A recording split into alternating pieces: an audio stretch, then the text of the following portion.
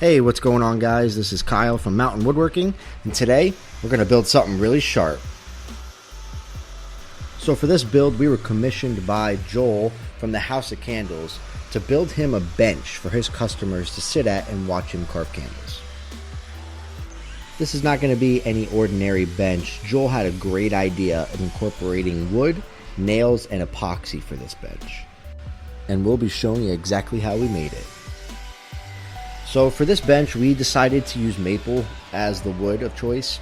A couple different reasons. Maple is still durable wood, but also you'll be able to see the nails through this wood. We were thinking about doing a walnut, but we'd be scared that you wouldn't be able to actually see the nails, and the maple showed them much better.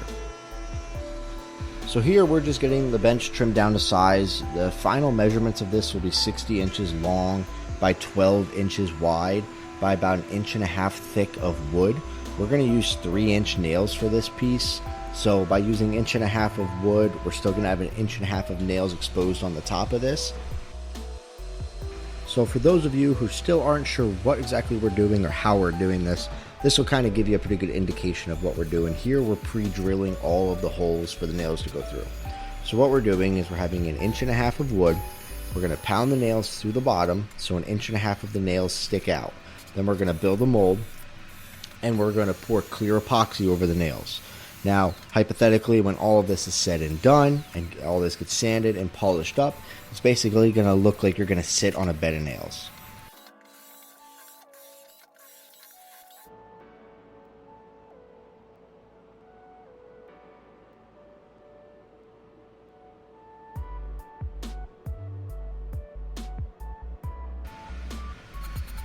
Here we are using a countersink drill bit just to make sure that the head of the nails are going to sit flush or even inside that wood a little bit, so nothing is exposed or popping through.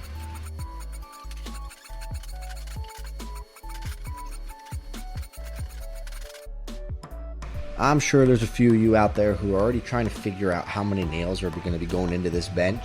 I will give you a hint. It's a lot.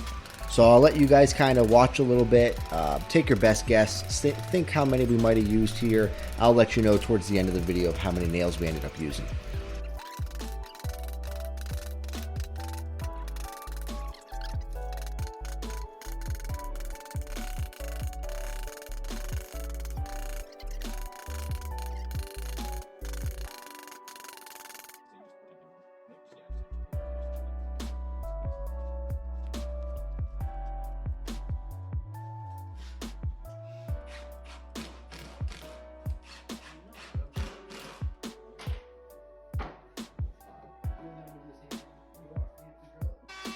So here we have all of our nails set in place. We have the bottom frame on the bench, and this is just like we do for any time we pour epoxy. We're going to build a mold. So we're going to put 2 ends and the sides on, and then we're going to use white caulk and caulk all the way around it so we don't have any leaks. So for this first pour of epoxy, we're only pouring up to the base of the nail. We're trying to eliminate all the air bubbles, obviously, since this is going to be clear. What we started doing when we do any clear pours, we're actually using a vacuum chamber that actually draws all of the air out of the epoxy, because epoxy does have bubbles in it whenever you mix it and you pour it. So by using the vacuum chamber, we're able to eliminate probably 90 to 95% of bubbles. So for something like this that we want it to look crystal clear, it does the job perfect. We let that first epoxy pour set for about 24 hours, just making sure that it seeped into all the places and that there were in fact no air bubbles. Then we went ahead and poured our second round of epoxy. Now we poured this well before the first layer is cured. We still want the first layer to be still wet, still to where it can move around. That's how we do this. It gives it the best bond possible when both epoxies are still able to adhere to each other.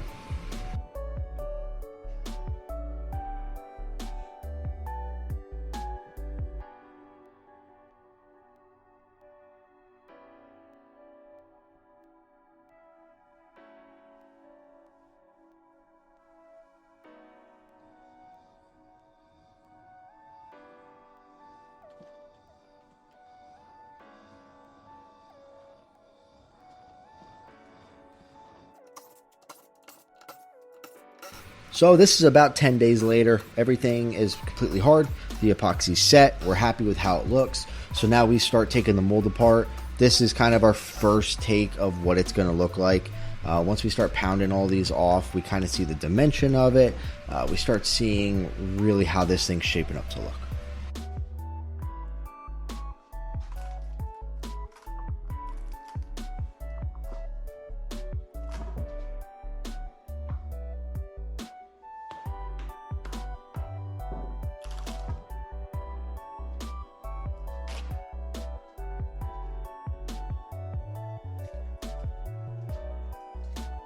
So unfortunately, we missed a little bit of the video here in cutting it, and we actually did a bull nose round over on the edges, so it kind of helps with the depth of seeing it. We also didn't get the sanding process, which we did wet sand this up to 3000 grit, but I am happy that we did get this part. This is the part where the clarity starts to come in. Anytime we do something clear like this, we buff it with compounds. It's a 3-part compound that we use, and it just brings the shine into it and the clarity to where this thing should look crystal clear when we're all finished with it.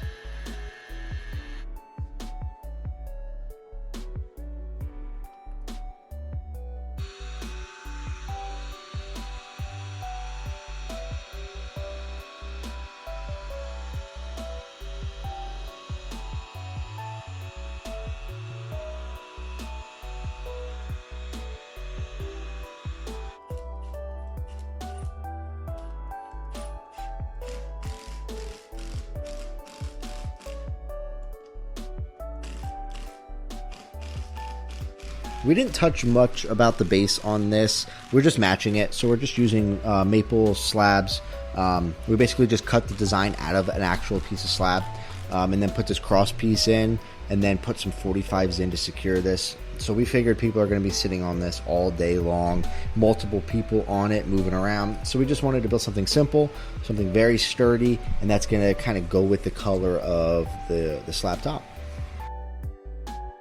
So like I mentioned before, we built this bench for Joel over at the House of Candles in Henryville, and he was nice enough to let us come in, take some videos and pictures of the bench in his store, and also we were able to record him make a candle. So this is really cool. I highly recommend you guys checking him out. I'm going to have his store and his website linked below. Get on there, check out what he does. He carves all sorts of custom candles, from wedding candles, anniversary candles, birthday candles, pretty much anything he carves by hand. So go check him out online, and if you get a chance, get to the store, sit there, watch him carve a few candles, check out the bench, tell him that you saw the video. Go back and forth between the white, the purple, the blue, the green, the yellow, the orange, and the red. So you just do like a rainbow pattern. And we'll dip the candle about 30-35 times before it's all done.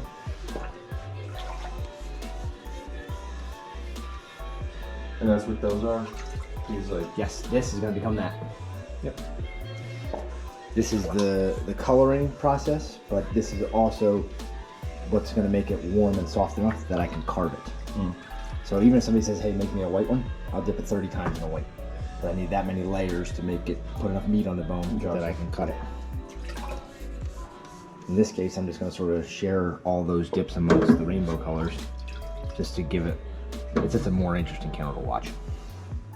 If I dipped it all in the white all the time, it would be boring. Every dip in the wax is putting a layer on about as thick as a piece of paper. So.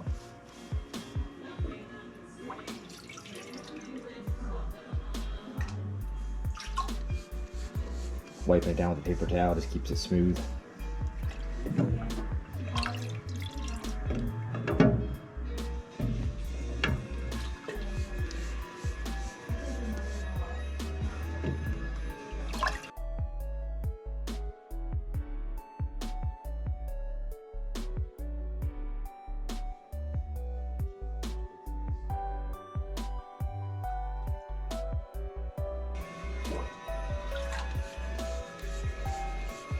putting the white on between the colors, and that's going to give me individual defined stripes of color. If I could do this color pattern without white, and then it would just have sort of like a tie-dye effect. Gotcha. Won't be as defined. It's still popular, but.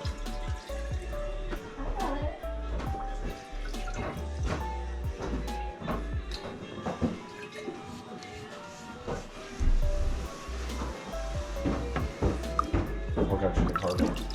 Oh, I started doing this when I was like 12, 13 years old. Oh, really? So it was a family thing for sure. Yep. I don't know if Kyle's ever tried it or not. I would have thought at one point he would have just messed with it, but I don't know if he did or not.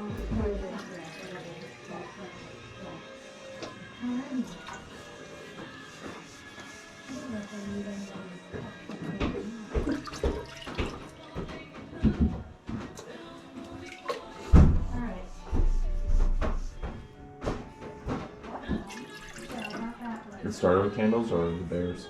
No, bears came second. The candles has been in the family since the 60s. Oh, wow. Bears, I started doing bears about 14, 15 years ago. That was unintentional. I just sort of rolled into that. That was For fun. We were trying to find somebody to make them and just sell them here, and nobody. They were all busy enough. They didn't want to lose, 20%, sell them somewhere else or anything. So I guess I gotta make some myself. What do you enjoy the most? I enjoy this more because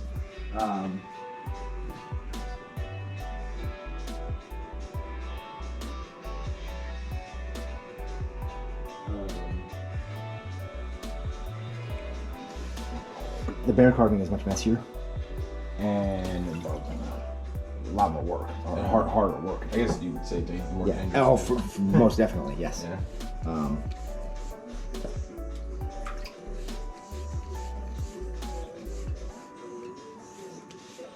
All right, now we're pretty much done with the dipping here. I just, rather than leave it all white on the outside, I'll do some fun coloring so it's not just a blah. I'll do like a yellow, orange, red combo on the outside, just to give it a little something fun. Does it not matter that you're dipping right into the other waxes? As long as I went sort of in the same family, yellow to Gotcha. orange to red. I wouldn't want to do that and just do like green to yellow to purple to, same family, so I can get away with it. All right, so I got all the dips on there. Lay it down. The first cut is going to be to cut off these drips off the bottom. This will be the most satisfying part, if you will.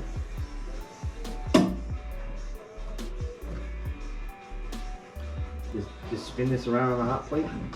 This just sort of flattens and levels the bottom of the candle. And then sit it on the stand. And then take this leftover piece here. I don't want to waste this, so I just make a little mushroom.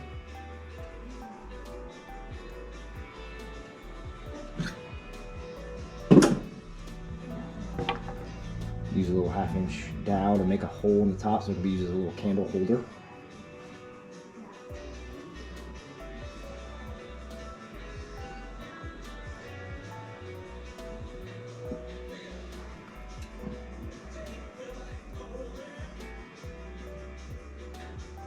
And put that in the water.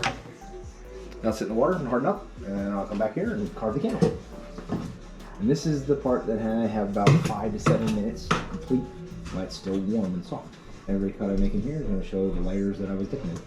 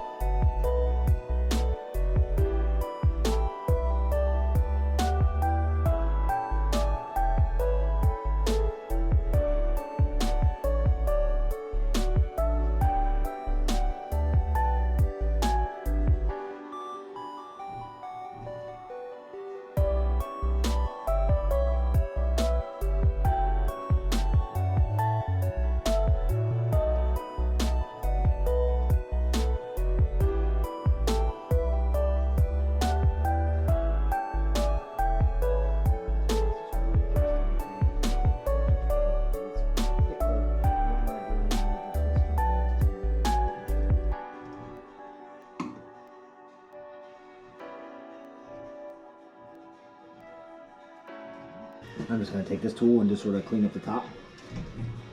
Scooping out this top here, gets back down to that clear base. So if somebody wants to light the candle, they'll be able to light the candle. Or if they choose to have it drilled deeper for battery lights, we can do that later once the candle hardens. Oh wow, never thought about that. Because it's designed to glow, so it's just how you get that glow is determined by whether you want to light the wick and take the chance of melting it, or you want to drill it out and be able to use it with battery lights and not have to worry about melting it. Most people will choose the battery lights. Yeah, I mean, it's such a unique, you know, it's not just a candle.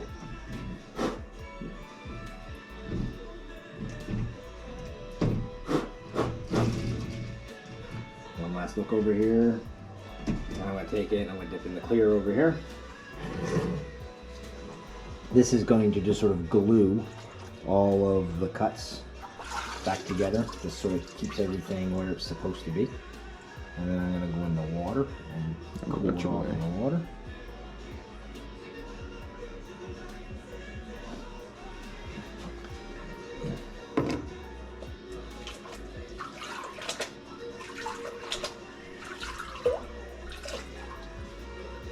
Back to the hot plate and flatten the bottom off.